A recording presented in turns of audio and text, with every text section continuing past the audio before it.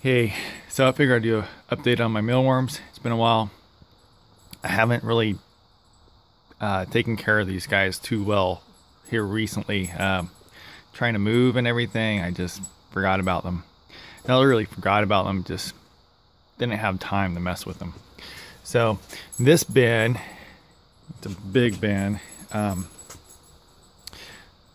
just started dumping the mealworms into here, and they started to pupate, and they actually turn into beetles. And I've seen some people say they don't separate them. They do just fine.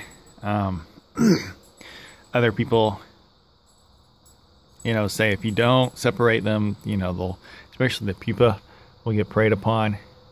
But I mean, they're doing just fine. There's plenty of food in here. The moisture is the big thing. I didn't really pay attention to that too much when we had moved.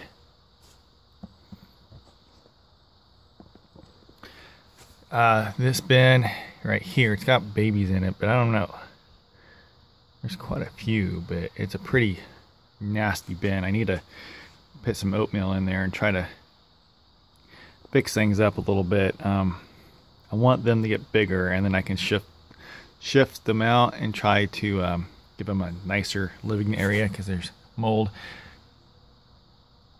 I had them underneath a bin of beetles here for a long time, and these things work great, but after a while you get too many creatures in them, and they start to build up too much of their own. Moisture, humidity builds up big time, and that leads to the mold growth. And it was actually all wet around the edges when I went and picked them up, because I hadn't messed with them for about a week, and it's just nasty in there. Here's another bin. I've just been leaving it in here just like this, and everything's been working out just fine. I like this big bin. I know eventually if I had tons of them in there, it'll get the moisture build up, but it's not too bad yet. I do have a lot of holes in this, and I want to divide or make a box that I can just put these big trays in and keep it all open. That way I don't have the moisture build up that's from them. So here's the breeding pen, and you can tell it's pretty, nasty in there. There's a lot of dead ones around in there. So, but I do have another breeding pen right here, and they're all fine.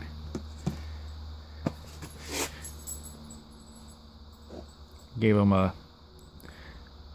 don't know what this is. It's some kind of a tuber. I think it might be kind of like a wild Jerusalem artichoke, sunchoke.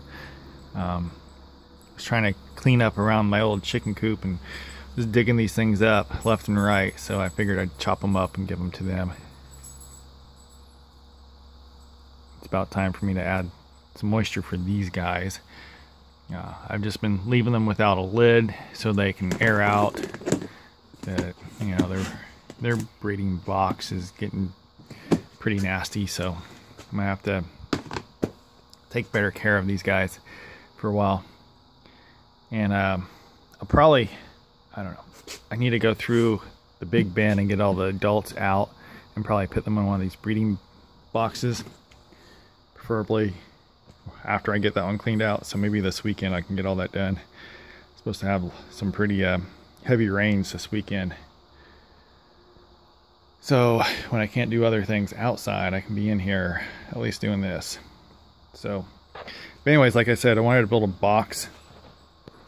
That way I don't have a place in the house for them. I'll build a box out here in the garage and make it to where I can plug in a light bulb or something, and at least keep them halfway warm throughout the winter. And this garage is pretty good as far as temperatures during the summer. doesn't get super hot in here. They're kind of vulnerable to the heat and the cold, so you know, I haven't tried it with the heat yet, but I've been doing everything I can to try to keep them at least warm enough. And I mean, we aren't getting below 40 right now, so they're fine in the garage, but I don't think they'd survive too much if they went below 40. But then again, when you got a whole bunch of them in one of these bins, they put off quite a bit of heat themselves. I can tell just by putting my hands in there, you can feel the heat that they're putting off. So anyways, I rambled on enough about that, so see you later.